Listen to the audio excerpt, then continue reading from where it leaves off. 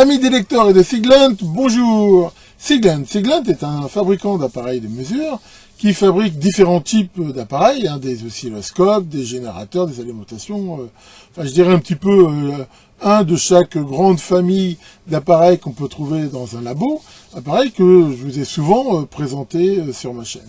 C'est une marque que j'apprécie bien et qui fait vraiment des appareils de très bonne qualité et qui ont surtout un super rapport qualité-prix. Pour moi, c'est une marque qui commence à proposer des appareils professionnels, mais je veux dire d'entrée de gamme, c'est-à-dire que ils ont une gamme d'appareils qui monte, je veux dire assez haut, je veux dire au niveau des performances et des prix, mais dont les premiers éléments, tout en offrant toujours une très bonne qualité, sont, je veux dire, dans des budgets qui sont quand même accessibles à l'amateur. Qui permet, je vais dire, justement, d'avoir des appareils vraiment de très bonne qualité à des prix quand même, je veux dire, abordables. Si on compare après avec des Keithley Tektronix Keysight qui sont sans doute, je veux dire, dans une gamme un peu plus élevée, mais à des niveaux de prix qui souvent les rendent complètement inaccessibles à l'amateur. Alors dans la famille Siglent, on peut dire que j'avais quasiment toutes les cartes, on va dire. J'ai plusieurs oscilloscopes que je vous ai montrés, j'ai alimentation, charge électronique, générateur HF, générateur DDS. Enfin voilà, je veux dire, j'avais à peu près un petit peu un représentant de chaque appareil, sauf, et bien justement, un multimètre. Mais heureusement, Elector m'a proposé de tester un de ces multimètres, ce qui fait que maintenant, ben voilà, on va dire, je peux dire que j'ai toute la famille. Alors parlons un petit peu justement des multimètres Siglent. Ils ont, on va dire, 3 familles de multimètres, de 30, 45, 55 et 65, qui sont, je veux dire, très très semblables. Ils ont le même look, ils ont le même boîtier, et ils diffèrent simplement, on va dire, par leur nombre de chiffres significatifs. Enfin, ce qu'on appelle parfois la précision, même c'est pas tellement le bon terme, on pourrait plutôt parler de résolution. Et aussi, un peu pour la sensibilité, les deux modèles les plus élevés ont une gamme basse un petit peu plus sensible que le 30-45 que je vais vous montrer. Et surtout, ils offrent aussi en option la possibilité d'avoir ce qu'on appelle des scanners, c'est-à-dire d'avoir des entrées multiples pour pouvoir faire des mesures, des choses comme ça, qui d'ailleurs, honnêtement, dans un monde amateur, sont pas tellement utiles. Donc, je vais vous montrer le modèle, on va dire, le moins cher, le moins performant, entre guillemets, de cette gamme, mais vous allez voir que même s'il est le moins performant de la gamme, il reste largement très performant, et pour moi, pour aussi bien un usage professionnel qu'amateur, il répond largement à 90% des besoins qu'on peut avoir en électronique. Alors, c'est un multimètre de table. On peut se poser la question, mais pourquoi prendre un multimètre de table par rapport à un multimètre classique, comme le Yoki que je vous avais montré par exemple. La différence, c'est quoi? C'est que déjà, les multimètres de table, souvent, justement, ils ont des meilleures caractéristiques. Ils offrent aussi souvent beaucoup plus de fonctionnalités, comme on va le voir, des fonctionnalités de stade, de choses comme ça. Ils sont alimentés par le secteur, donc il n'y a pas ce côté batterie, pile à charger. Ils sont souvent connectables, comme je vais vous montrer aussi, on peut les connecter sur des PC, sur des systèmes, et ils ont un confort d'utilisation, je dirais même quelque part physique. C'est-à-dire que là, on peut les poser devant soi comme les appareils, alors qu'un multimètre, c'est un truc qu'on pose sur une béquille qui est jamais trop stable ou autre. Mais moi, je sais que personnellement, dans mon lab, j'utiliserais plutôt des multimètres de table que des multimètres, je veux dire, mobiles comme on peut avoir, qui restent très intéressants, mais je veux dire, qui sont plutôt, je veux dire, des appareils de terrain. Donc un grand merci à Elector, qui en même temps va vous faire un magnifique cadeau que je vous présenterai en fin de vidéo. Et découvrons tout de suite ensemble cet appareil. Alors, nous allons découvrir ensemble cet appareil, donc comme d'habitude, toujours livré dans un carton Siglent. Voilà.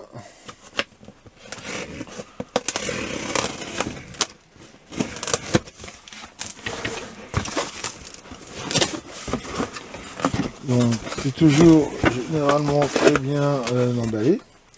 Donc à l'intérieur, on retrouve un cordon secteur tout à fait standard. Ensuite, l'appareil en lui-même, qui on peut le voir est pris là dans ces deux coques de mousse, ce qui fait qu'il est vraiment très bien emballé.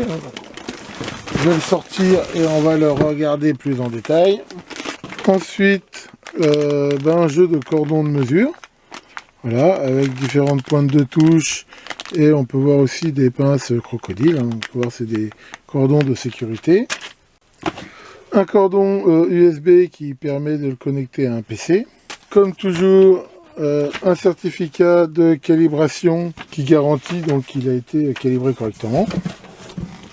Et pour finir, cette notice Quick Start en anglais qui explique en gros rapidement comment l'utiliser, sachant que d'habitude sur le net on peut télécharger une notice plus complète.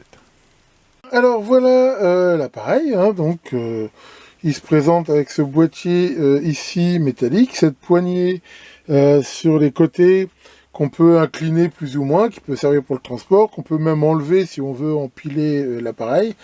Et donc là on a ici cette face avant, qui est là donc ce grand écran. Là, le bouton de marche arrêt. Alors, on voit que c'est un bouton pas à enclenchement.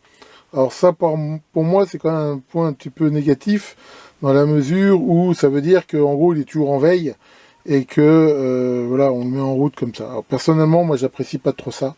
Surtout maintenant, ces temps d'économie d'énergie, je préfère des bons vieux interrupteurs mécaniques. Enfin bon, c'est pas rédhibitoire. Ici, on a une première prise USB qui va permettre de mettre une clé USB, par exemple, qui permettra de mémoriser les mesures, de mettre à jour le firmware, enfin voilà, de faire différents échanges.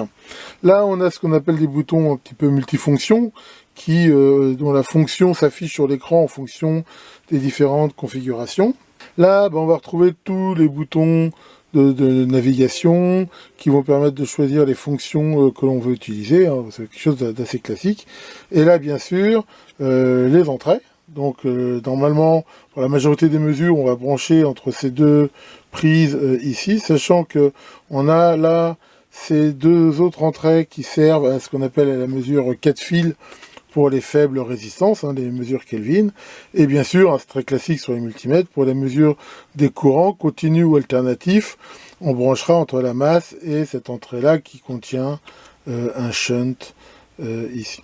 Alors sur la face arrière, on trouve le fusible de l'ampèremètre, donc voilà, un fusible de 10 ampères, hein, donc si jamais il claque, on n'est pas obligé d'ouvrir l'appareil. On a ici ces deux BNC, donc là, une entrée qu'on appelle trigger, qui permet éventuellement de déclencher les mesures par un signal extérieur, et là une sortie qui permet d'indiquer que la mesure est prête. Bon, ça, honnêtement, surtout dans un usage amateur, c'est pas vraiment le truc qui sert énormément, mais ça peut surtout être utile qu'on intègre ce genre d'appareil dans des bancs de test, des choses comme ça. Là, on voit les deux connexions possibles avec un PC, donc soit une connexion USB, soit carrément une connexion, une prise Ethernet ici, qui permet de le relier à un réseau. Et ça peut être intéressant, surtout pareil pour des bancs de mesure, des choses comme ça. Là, on voit qu'il y a cette petite encoche classique qui permet éventuellement de mettre un antivol. Et là, bien sûr, l'alimentation. Alors là, bien sûr, ce qui est plutôt une bonne chose, ils disent bien qu'il faut vérifier le voltage avant. Là, on voit qu'il est bien mis sur 220 volts. Mais que, par exemple, aux États-Unis ou autres, on peut le mettre sur 110, sachant qu'ils disent bien, voilà, en position 220, ça va de 200 à 240 volts, donc voilà, ici, en France c'est 230, donc il n'y a aucun problème, et en 110, 100 à 210, sachant que ça marche aussi en 60 Hz, donc ça veut dire que cet appareil-là peut bien sûr fonctionner quasiment sur tous les réseaux du monde, et là on a à l'intérieur de cette prise, là, le fusible de l'alimentation. Donc voilà, on va pouvoir faire une première mise en route. Bon, maintenant nous avons branché l'appareil. Donc une fois branché sur le secteur, contrairement à d'autres versions du modèle où la LED ici clignotait, là il est branché sur le secteur, on ne voit rien du tout. Mais, donc si on est en route, voilà, il démarre. On peut noter l'absence totale de bruit. A priori, ce modèle n'a pas de ventilateur. Même si sur le côté on voit une grille, qui pourrait en avoir un, parce que sur certains modèles il y en a peut-être. Sur celui-ci, il n'y en a pas, donc il est vraiment silencieux, donc ce qui est plutôt une bonne chose. Tout ce qu'on entend de temps en temps, bien sûr, c'est des bruits de relais. Alors, voilà, l'appareil, quand il démarre, on peut tout de suite voir qu'on a ici cet affichage principal qui est très très lisible, et en effet, les différentes fonctions. Si vous recevez cet appareil, bien sûr, une des premières choses que je vous conseille de faire, c'est de vérifier que le firmware est à jour. Donc pour ça, on peut aller... Là, on peut voir dans Utility, on voit ici que chaque touche a deux fonctions. La fonction principale écrite sur la touche, et au-dessus, en bleu, la fonction secondaire qu'on accède via Shift. Là, par exemple, si je fais Shift Utility, on voit que je vais dans Utility, et les menus de Utility sont à ce moment-là disponibles en dessous. Et dans System Setup, on peut choisir le langage. Alors, il n'y a pas français, hein, il n'y a que anglais et chinois. On peut voir ici justement la mise à jour du firmware et Système Info. voilà, qui permet de voir les versions du système. Donc vous pouvez aller sur le site de Siglent, voir la dernière version. Si, comme c'est le cas ici, c'est à jour, il n'y a rien à faire. Sinon, c'est assez facile de suivre les instructions, de la télécharger sur une clé et de le mettre à jour. On voit aussi d'ailleurs le nombre de démarrages. Là, voilà, on voit que j'ai déjà démarré 5 fois. Sinon, l'utilisation est très simple. Donc, on peut bien sûr utiliser soit les cordons livrés avec, qui d'ailleurs, entre nous soit dit, sont en silicone. Ils sont vraiment très agréables et a priori de très bonne qualité pour faire des mesures. Sachant qu'en même temps, voilà, il y a aussi ces cabochons sur les pointes qui permettent d'avoir des pointes plutôt longues ou, grâce à ce petit cabochon, de les réduire de façon à réduire la zone de contact ici. Alors une autre chose qui est intéressante à voir, c'est ici on peut voir qu'il y a marqué catégorie 1 et catégorie 2. Je rappelle que les catégories des multimètres, en gros, ça a à voir avec l'isolation. Alors pourquoi il y a deux catégories? Parce que c'est pas la même pour le courant. C'est-à-dire en fait, pour toutes les mesures de tension, il est en catégorie 1, et donc il peut mesurer jusqu'à 1000 volts, on veut dire au niveau isolation, mais en courant, il est juste en catégorie 2, sur 300 volts. En gros, on peut mesurer tout juste le secteur. En gros, voilà, on peut mesurer le secteur, mais pas tellement plus. Alors, pourquoi? Déjà, on l'a vu. Si on regarde le fusible que je vous ai montré tout à l'heure pour le calibre ampèremètre, c'est un fusible, on va dire, standard. Et ces fusibles-là, voilà, ils n'acceptent pas plus de tension. Donc, c'est la raison de cette limitation. Bon, après, pareil, pour un usage amateur, je veux dire, c'est assez rare. Surtout que ce truc-là, c'est un truc de labo. C'est pas quelque chose qu'on va aller emmener dans des armoires électriques ou des choses comme ça. On peut aussi l'utiliser avec des fiches bananes de sécurité ou pas. Donc là, par exemple, si on va déjà faire une mesure toute simple de tension, voilà, je branche ici les deux fiches et je vais brancher ça, par exemple, sur mon alimentation. Voilà, tac. Et voilà, là on voit qu'automatiquement, il est en mode changement de gamme automatique et il m'affiche la tension. Alors pour info, cet appareil est un 60 000 points. Je rappelle que, j'en avais déjà parlé, cette notion de points, c'est le nombre de valeurs discrètes différentes pour une gamme qu'il peut avoir. Et ici, vu que c'est un 4,5 digits, on voit 4,5, en gros c'est 4 digits significatifs ici, et ici un cinquième. Alors, rapidement aussi, j'en ai déjà parlé, ne pas confondre la résolution et la justesse. Là, ça veut dire qu'en effet, sur cette gamme-là, par exemple, il peut, je veux dire, faire une différence entre une tension qui varie de 100 microvolts. Vu que ici, voilà, alors on a des millivolts, 100 microvolts. Est-ce que ça veut dire que dans l'absolu, il est bon à 100 microvolts près? Non. Après, là, c'est pareil, je vous ramène sur le datasheet de cet appareil, qui dit pour chaque gamme les marges d'erreur. Si je me rappelle bien, c'est bon à 0,6% garantie, plus 6 ou 8 digits, je crois. Donc ça veut dire que si on prend une référence de tension, et sans que ça soit préjudiciable à l'appareil, on peut trouver ici une différence. Mais c'est vrai pour tous les multimètres. Aucun multimètre ne garantit généralement je veux dire, voilà, une justesse parfaite sur tous ces digits. Après, vous allez me dire, à quoi ça sert d'avoir plus de précision? Ça permet quand même de voir une variation. C'est-à-dire que là, si je varie même de très très peu, enfin bon, là, c'est difficile avec mon alimentation, on peut voir quand même l'évolution, ça permet de faire éventuellement des mesures relatives. Encore une fois, 60 000 points, et encore, ces 60 000 points, là, c'est sur le modèle donc le plus bas de la gamme de multimètres de Siglent, sachant que les 55 et le 65, en gros, pour chaque modèle, on rajoute x10, on va dire, en résolution. C'est déjà, quand même, dans un usage amateur, largement suffisant. Qu'on m'explique, au niveau amateur, le nombre de fois où on a eu besoin d'autant de chiffres derrière la virgule. Honnêtement, c'est quand même quelque chose d'assez rare. D'ailleurs, on peut même changer ici cette résolution. On le voit grâce ici à ce réglage. Alors, en gros, c'est lié à la vitesse. En gros, ce qu'il faut savoir, c'est que plus ça mesure vite, finalement, moins il y a de résolution. C'est-à-dire que là, si je me mets en rapide, on voit qu'il répond plus vite à des variations de tension, mais je n'ai plus que 3 chiffres significatifs. Donc après, j'ai middle, voilà, et après, j'ai slow, où là, j'aurai la meilleure justesse. Après, bien sûr, comme on le voit, il y a ce changement de gamme automatique, voilà, qui fait que automatiquement, il va choisir la gamme qui correspond le mieux. Là, voilà, on voit que j'ai plus que 3 chiffres significatifs parce que j'ai dépassé les 5 volts, mais si je descends en dessous, Voilà, là je gagne un chiffre significatif. Alors bien sûr, comme sur tous les multimètres, on peut changer la gamme. Est-ce qu'on veut que ça soit voilà manuel? À ce moment-là, il restera toujours sur cette gamme-là.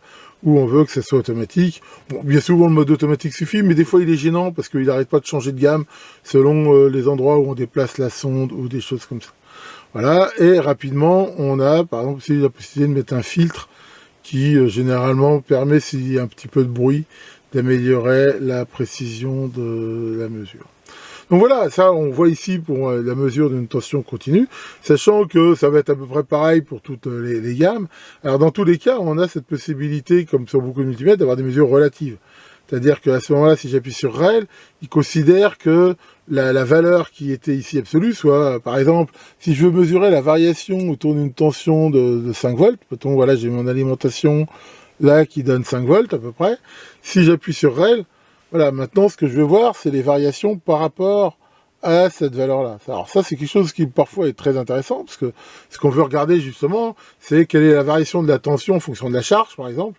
Ben voilà, grâce à ça, on l'a directement. On peut sortir de ce mode-là à tout moment.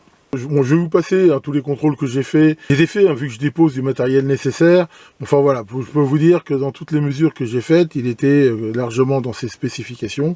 Je n'étais pas vraiment inquiet avec Siglent, mais enfin pour ça, il n'y a pas eu de problème. Donc là, on peut bien sûr donc mesurer des tensions. Donc pour mesurer des courants, on va pas le faire, mais enfin voilà, l'idée c'est que comme d'habitude, ça marche par un shunt, donc on passera en mode de mettre l'appareil en série entre ces bornes-là. Alors, on va pouvoir maintenant parler un petit peu quand même des mesures alternatives. Faire des mesures alternatives, là par exemple, j'ai branché, comme on peut le voir, là, un adaptateur BNC, hein, donc là, on profite bien sûr de l'écartement standard de 19 mm. J'ai mis une charge de 50 ohms par exemple, et j'ai branché ça justement sur un générateur Siglent SDG 1032X, et à qui j'ai demandé donc de sortir sur 50 ohms 2 volts RMS, et voilà ce qu'il affiche.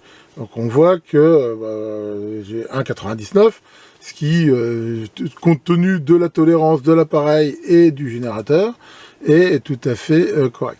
Alors pour info, il a une bande passante de 100 kHz, ce qui fait qu'on peut l'utiliser comme millivoltmètre BF de façon très très simple.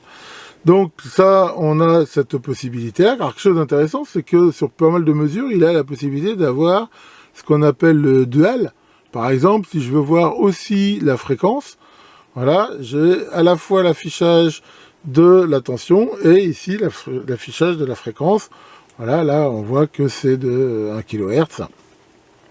Je peux bien sûr ici changer la fréquence pour la mettre, hein, pourquoi pas à 10 kHz. Et voilà, on voit ici que, bon, c'est pareil, c'est vraiment précis à un digit. Donc on a bien sûr cette possibilité-là. Alors ce qui est aussi intéressant sur la gamme alternative, c'est d'avoir des mesures de puissance. Donc là, si on revient, ici on va dans la gamme mat, on voit qu'on peut avoir des affichages en dB, donc en fait des affichages d'atténuation relative, ou en dBm. Alors dBm, bien sûr, ça a de sens qu'en fonction d'une impédance. Là, je suis sur 50 ohms, donc là, il faut que, à l'aide de ce réglage, je choisisse l'impédance de 50 ohms pour avoir, voilà, quelque chose de parlant. Et donc là, je suis à 19 dBm, ce qui fait que si je gère, par exemple, l'amplitude de mon système à la référence, par exemple, de 0 dBm, voilà, on voit que j'y suis quasiment. Là, sachant que bien sûr j'ai le changement de gamme. Donc on peut tout à fait travailler comme ça. Là, si par exemple, on peut bien sûr travailler en négatif, hein, si je mets moins 10 dBm, voilà, je les retrouve bien sûr ici. Donc ça c'est quelque chose qui est vachement intéressant, parce que ça va permettre de faire des mesures donc de puissance, à condition bien sûr de bien choisir l'impédance. Donc ça c'est quelque chose d'assez sympa. Alors il y a d'autres trucs intéressants. À tout moment, bien sûr, on peut sortir de ce mode ici dBm. Hein, voilà, il suffit là de dire qu'on n'en veut plus. Comme ça. Alors, il y a dans les autres choses intéressantes, il y a la possibilité d'avoir ici ce qu'ils appellent donc des statistiques.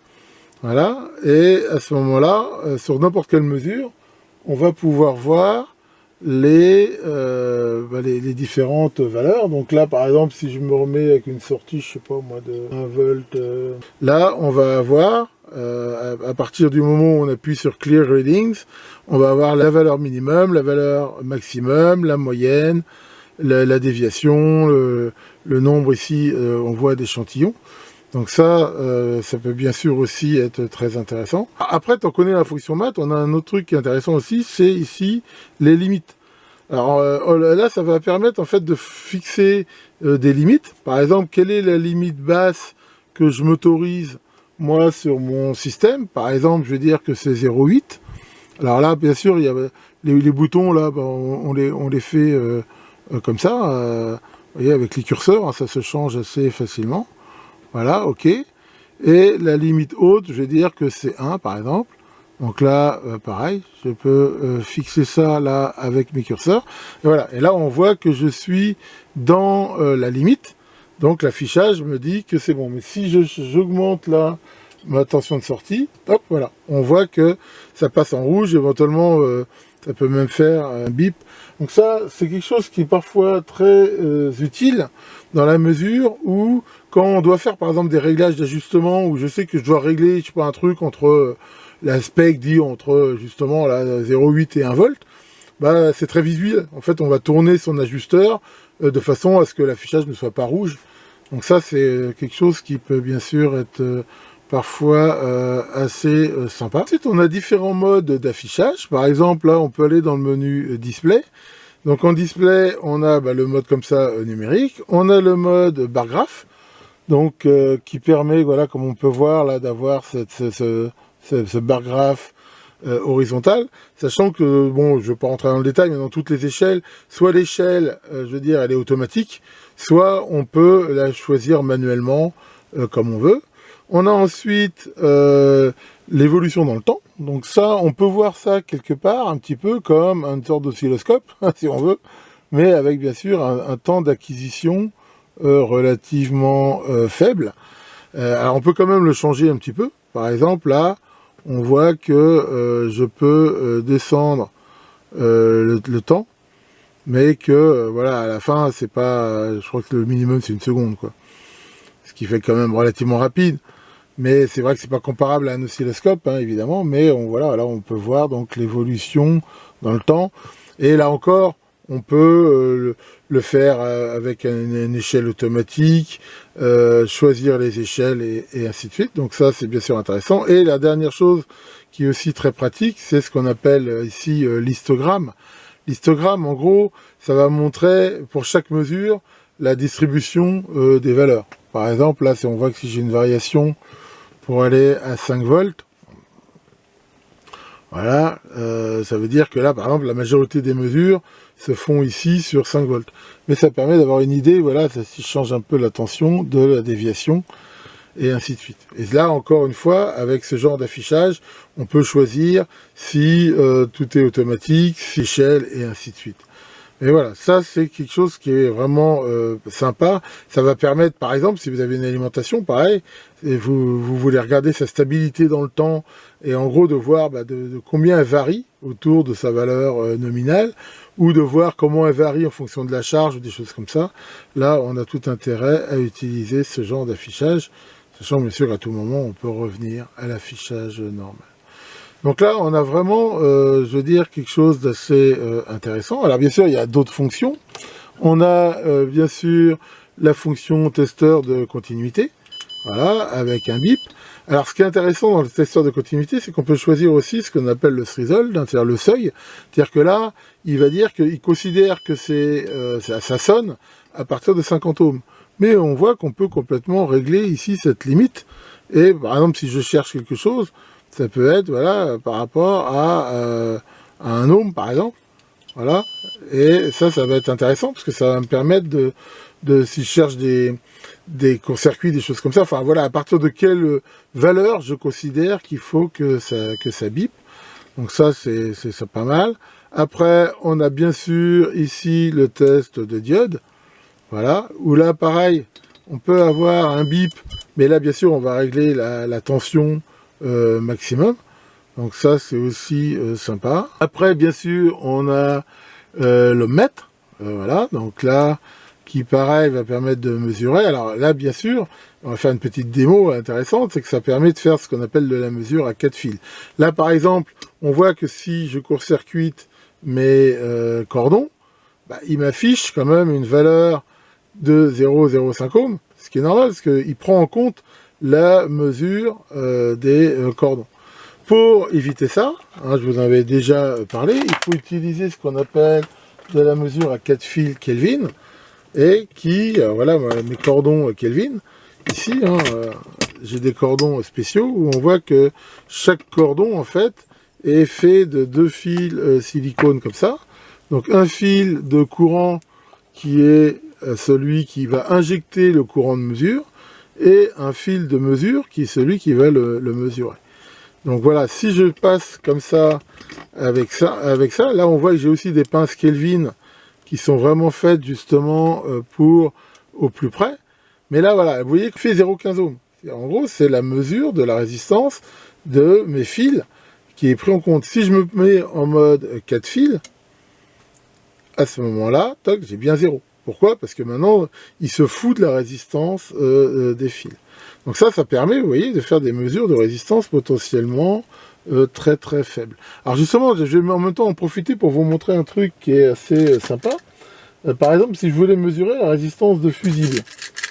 Donc là, j'ai par exemple 2 modèles de fusibles. Voilà, donc là, je peux, grâce à ça, ça va être des résistances très faibles, mais voilà, les mesurer.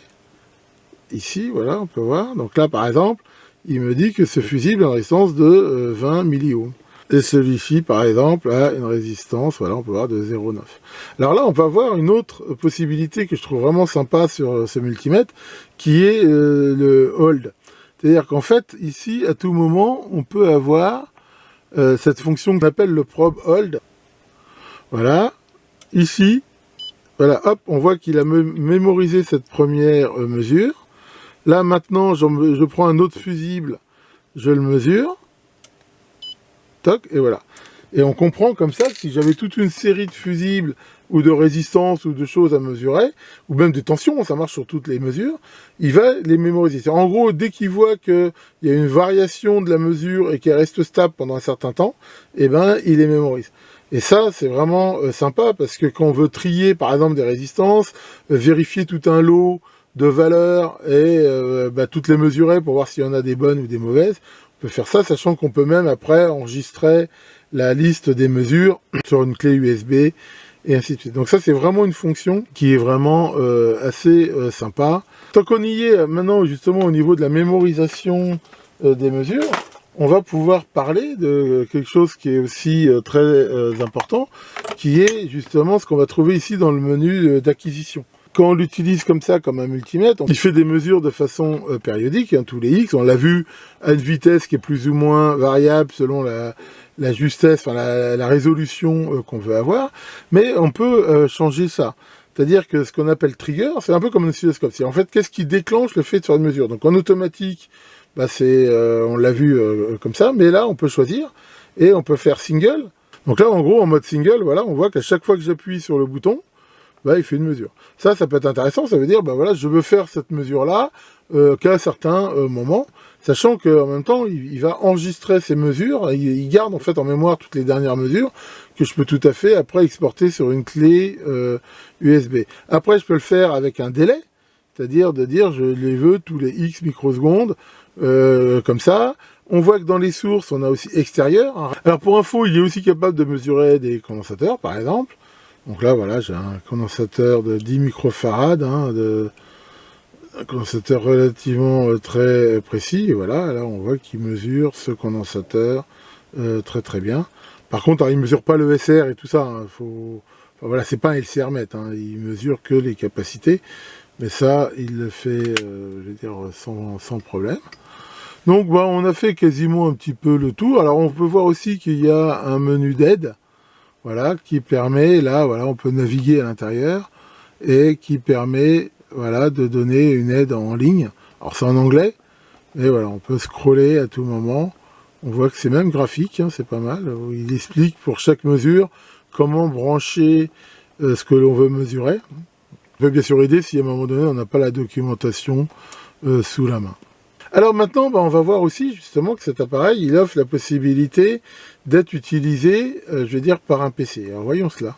On peut donc télécharger gratuitement sur le site de Siglent le logiciel EasyDMM qui va donc permettre de connecter ce multimètre, hein, enfin en fait tous ceux de la gamme, et de les piloter à distance, et on va le voir, de faire différentes choses. Alors, donc on peut les connecter soit par Ethernet, soit par USB. Donc là, on va faire un accès par USB. Donc une fois qu'on a installé le logiciel, on le démarre. On va dans Ajouter un instrument.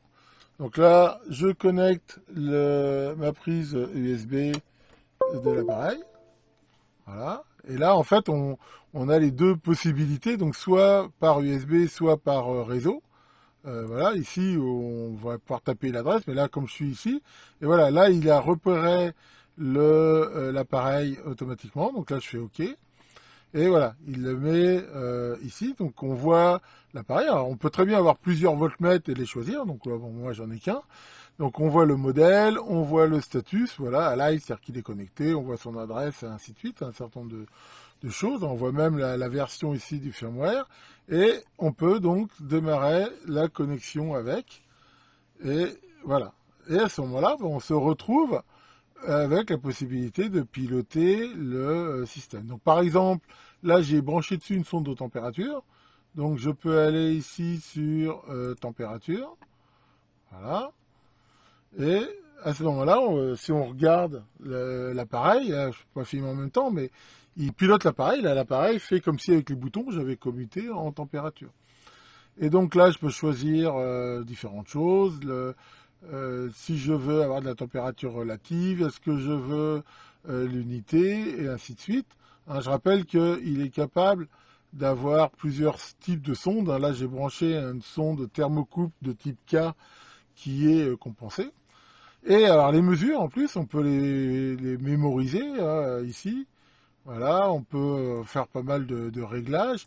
Par exemple, là, je ne sais pas si on voit, voilà, je peux avoir là, toutes les données que j'ai. Je peux les exporter dans un tableau Excel ou autre. Et là, de la même façon que sur l'écran, on peut avoir, par exemple, voilà, ici, une mesure par histogramme, par charte, hein, c'est-à-dire en gros ici on va voir l'évolution de la mesure avec soit des échelles par défaut ou manuelles.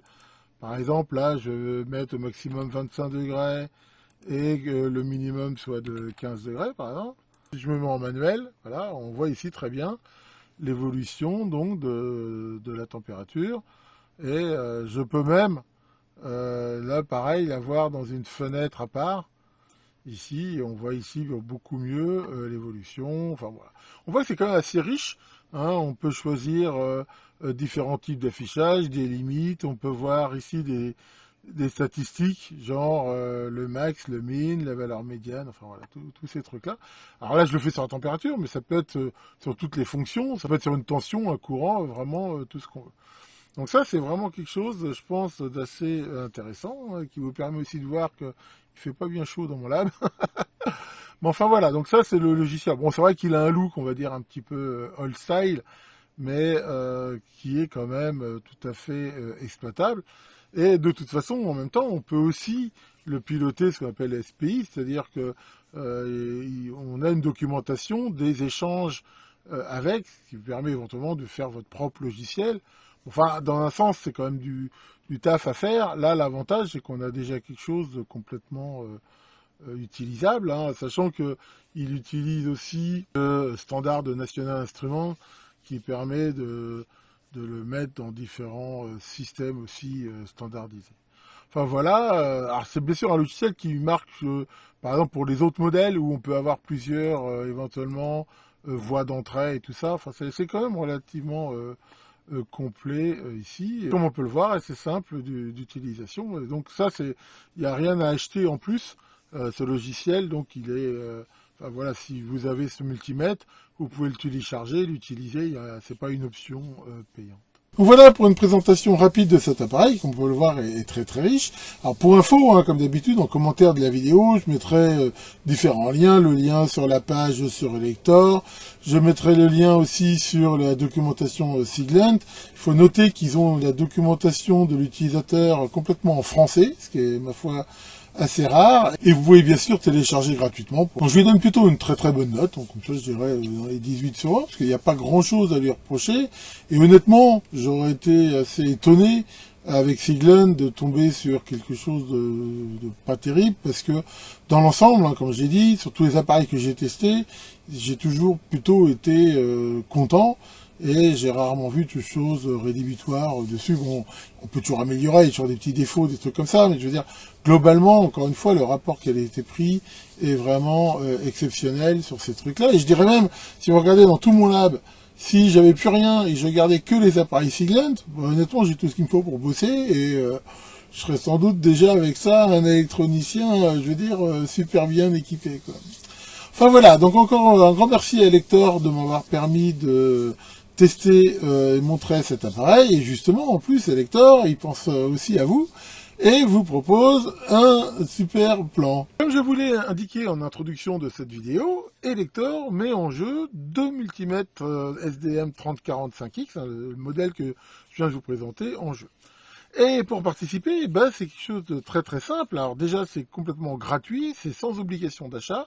Tout ce que vous avez à faire, c'est aller dans ce lien que j'ai mis ici en commentaire de la vidéo et voilà, participer. Donc la date limite, c'est le 28 février 2023, donc on va dire fin février. Donc voilà, vous avez enfin encore une semaine en gros pour participer, et derrière il faut simplement fournir votre email, votre nom, votre prénom, votre pays, éventuellement vous abonner, cliquer dans le captcha et soumettre. Donc vous voyez, c'est vraiment très très simple, donc vraiment aucune raison pour pas participer à ce super concours. Alors c'est vrai que comme d'habitude il y aura sans doute beaucoup d'appelés et peu d'élus, mais enfin bon, après tout 100% des gagnants ont tenté leur chance.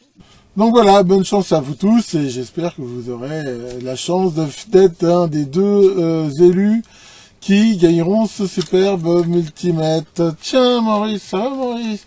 Tiens, j'ai vu que tu t'étais inscrit sur LinkedIn, dis donc. C'est bien, alors j'ai vu que aussi dans tes compétences, tu avais mis que tu étais super rapide en maths. Ah ça c'est incroyable. Je savais pas que tu avais cette qualité. Par exemple, je sais pas, moi, 5 fois 25, ça fait combien? Ça fait 350. Attends, mais c'est faux.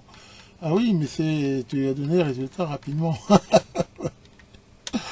Pas sûr qu'il faille confondre vitesse et précipitation. Enfin, là-dessus, que le grand Sig vous fasse de très bonnes mesures, et à très bientôt pour de prochaines vidéos.